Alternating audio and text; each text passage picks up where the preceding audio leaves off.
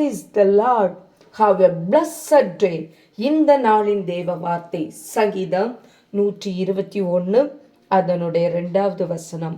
வானத்தையும் பூமியையும் உண்டாக்கின கர்த்தரிடத்திலிருந்து எனக்கு ஒத்தாசை வரும். ஆமென். அன்பான தேவனுடைய பிள்ளைகளை, சங்கீதக்காரன் கூறுகிறார், எனக்கு ஒத்தாசை வரக்கூடிய பர்வதத்தை நோக்கி பார்க்கிறேன். அந்த பர்வதம் எருசலேம், சீயோன். கர்த்தருடைய சமூகமே அந்த பர்வதம். அவர் சர்வ வல்லமை உள்ளவர்.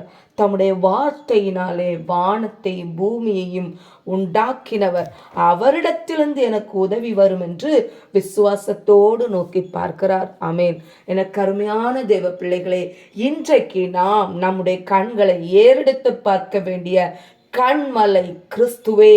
அவரே நாம் வந்தடையத்தக்க கண்மலை, நித்திய கண்மலை.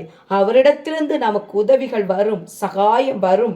அவரே வழி, அவரே சத்தியம், அவரே ஜீவன். ஆனால் அநேக நேரங்களில் நம்முடைய கண்களும் சிந்தையும் மனிதனுக்கு நேராக போய்விடுகிறது அல்லவா? மற்ற சூழ்நிலையின் ஆதாரங்களுக்கு நேராக பார்த்து இதிலிருந்து எனக்கு ஒத்தாசை வரும் என்ற எதிர்பார்ப்போடு காத்திருக்கிறோம், அங்கலாய்க்கிறோம். No, never. அப்படி செய்யாதீங்க. இன்னைக்கு ஸ்தோத்திரம், உங்கள் கண்களை கர்த்தராம் இயேசுவுக்கு நேராக திருப்புங்கள். உதவி செய்ய வல்ல கண்மலையாம் கிறிஸ்துவை நோக்கி பாருங்கள். விசுவாசத்தோடு அவர் நாமத்தினாலே உதவிகளை கேளுங்கள். அவர் உங்களுக்கு உதவி செய்வார், ஒத்தாசை அனுப்புவார். அவரிடத்திலிருந்து சகாயம் உண்டாகும். வடக்கு, தெற்கு, கிழக்கு, மேற்கிலிருந்து ஜெயம் வராது. ஜெயம் கர்த்தராலே வரும்.